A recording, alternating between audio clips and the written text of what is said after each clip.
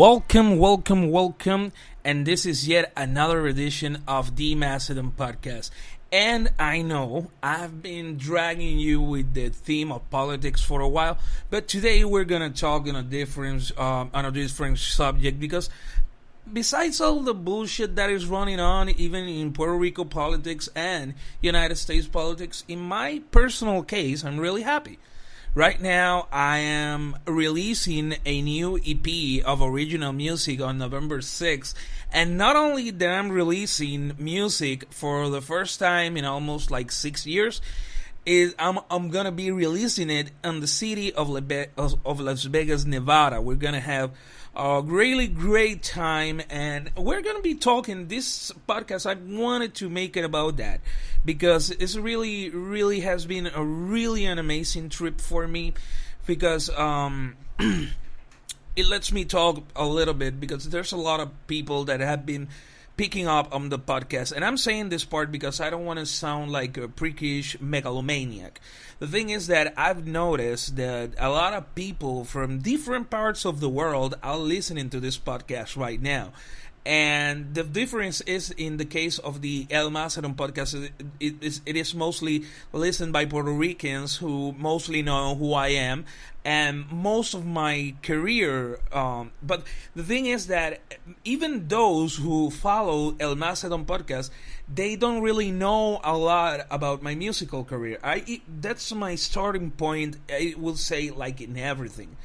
I remember I'm gonna try to be as brief as possible on that part, but my relationship with music, I would say it is something that is embodied to me like for my entire life. So I'm a third generation musician. My grandfather was a percussionist. My father used to play guitar, bass, keyboards, even drums. That was like my Achilles heel. I've never been good at percussion, but I have always been a curious kid, and I always wanted to know like a lot of instruments. Even though my father's main instrument was the guitar, in my case it became the keyboards. The keyboards, I love them because in the time, and even now, I stayed with that state of mind. The fact is that the keyboard, you can get access to all of the sounds, even drums, bass, guitars, brass, everything. And I found it to be like more. It pleases me more. So when I was a teenager, I was enrolled in the extension program of the Conservatory of Music of Puerto Rico. And my teacher there, my professor there, he started seeing me, and he had trouble. I used to take this class. I was around like Saturdays. I was like 16 years old.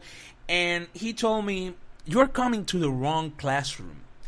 And then he walked me through the whole conservatory. This was the time when the Conservatory of Music of Puerto Rico was located in Atorrey. And he took me to a classroom where there was this bunch of computers and these keyboards which didn't have nothing on the top. It was like just a keyboard layout, and it intrigued me so much, and I started learning about computer resources. And when it clicked on me, it was on the fact that at that time my main goal, I've been mostly from my early years, my childhood years, I've seen something in metal. I was raised in the 80s, so I was raised in the glam metal era. So, but the thing is that the bands that I really like on my upbringing was like Iron Maiden and all of these bands. And my main goal at that time, that I didn't even knew that most of these things existed, was to make a successful band. And the thing is that what took me through that journey, it was the fact that unlike my father, who had at the time like years and years and years of experience, I didn't have enough I wasn't so disciplined. So I'm gonna be completely honest about that. So I remember in a lot of early gigs that we had a band. There was Eduardo Rodriguez, one of my best friends. There was Eric Roman, who I I cannot apologize enough for being a total asshole too, because the thing is that when I was making this band, I was like really hooked on the idea that this band was gonna make it. This band was gonna, and we didn't have even a track or a song. We this original lineup, we never completed a song. It's just jamming after jamming after jamming, and I didn't care. I would take the project jamming along. And I remember that at that time we had a band.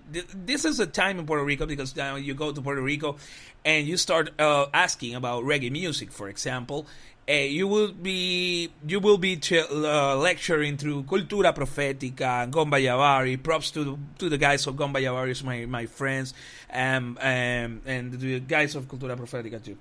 But really, I want to send out a shout out to Don Carmelo, the singer of Gomba Yavari, who is an amazing human being, and Gomba Yavari itself, who is a really great band. So, moving on from that, but before those bands were making their stand, there was a band that was called the Fulanos. The Fulanos is from my hometown. I'm from Humacao, Puerto Rico.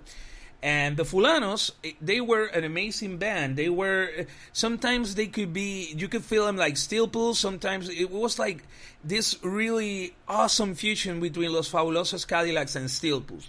If you haven't, if you hear reggae music, you have heard Steel Pulse. But I recommend that you hear Fabulosos Cadillacs, and that was kind of the blend that was the Fulanos, Los Fulanos. And they were really inspiration. But the thing is that I keep this obsession without having a structured plan or a discipline to it. I was really like making like 8 hours, 9 hours rehearsals that led to fucking nowhere. And I apologize to that, but I really grew up with most of those mistakes, and they were building up a foundation on my composition, even though I wasn't that disciplined at the time. And it was the beginning, because when I went and discovered that I could work with MIDI, that I could make any or many of the instruments as I do please, then I said, okay, I don't need a band, so I don't have to deal with the drama that someone can come because they have some other appointment or something else to do, and I can do everything myself. And I started going for it, because when I was trying to make the band, I received a lot of criticism, because due to my lack of discipline, one of the things that I lack, even though I wanted to be a singer, was the fact of keeping my voice with the tone of the song that is going on. And that was something that I struggled with. I was kind of a super asshole when I was in my teenagers. I'm gonna fucking admit that. So I kind of thought that since my grandfather was a percussionist and my father had like a really huge ass range voice, I thought that was genetically given to me. And the thing is that the one in between, I also have a sister. It is my sister, the one that has that genetic composition under her voice that could outlast, and that it could be more similar to my father. So in my case, I started getting the criticism, and I started like shrugging it off. I kind of thought that they were not understanding and that it was evolving. But then I started like realizing, as when I was alone, because when I started learning about this process, I'm going to be completely honest, I got kicked out of my own band because I was an asshole and I wasn't singing well. I'm not going to put, honesty is supposed to be a trademark, so even if it hurts me, I have to say it like it is. So when I started making music, I remember that by that time it was I went to Colegio de Cinematografía, Artes y Televisión, the College of Cinematography, Arts and Television in Puerto Rico, otherwise known as the CAT in Bayamón. They were starting in Bayamón by that time. I think this was circa 2002. And one of my original, one of my first mentors that I stumbled upon when I got there, there were two of them actually, and they were coming. But the first one was Edwin Alex Rivera, known as Bisco, known as El Bisco, and as Jaguar Wi-Fi Sound. and he was my first mentor. He was the first one who took me and teach me how turntables work. Not only that, he didn't stop at at the basics of playing turntables. He even went far and beyond on educating me on this music. This is I started listening. It is so sad because well, not sad because the thing is that one of the things I remember is Africa Bombata, and if you were up to date with it, he has a really horrible child molestation and rape case. And it was really sad because I could compare it. I know you have heard my wrestling podcast. I could compare it to the event of Chris Benoit. This is like an idol of mine, and you're fucking up. You fucked up so bad because it's not like you're fucking up. You're gonna have a recovery from that. You're not gonna have a recovery from that like ever.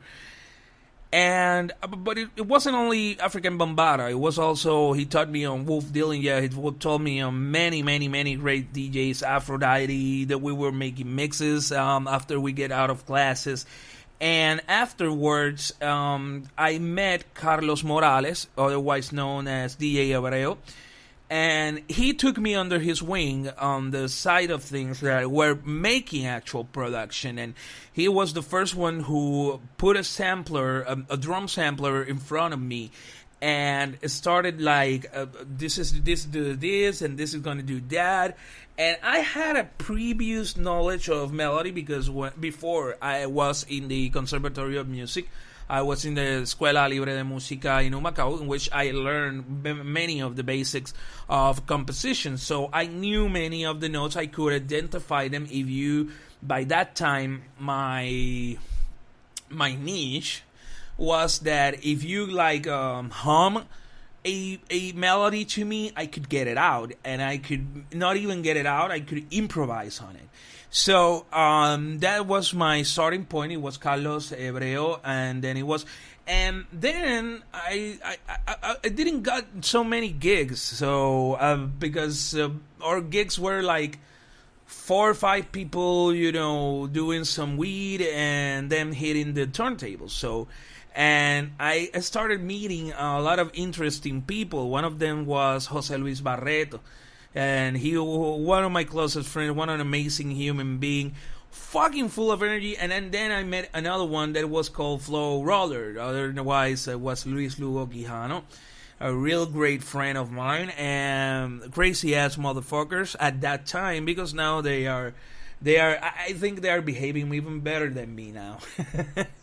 but it was really fun, and we started learning a lot through Luis. I met an amazing human being that will be one of the figures that will make me like go more forward. It was Jos Ivan Ortiz, otherwise known as DJ Jos. DJ Jos was different because at that time I didn't have like a lot of gigs. I didn't knew any club owners. I didn't knew like nobody. I just knew the people that I was studying in the CAT. I didn't know nobody else. So it wasn't like I was getting like a lot of gigs. It was like none. And then there was my friend Vida Nueva. He comes. We were riding on the Metrobus 2. I remember Metrobus 2 bus that went from Bayamon all the way up to Santurce. And we were talking, he was telling me about this idea of doing a music event in La Perla. And at the beginning, I was a little bit skeptic, to be honest. But then I went along and I said, we could do this and we could do this way. And he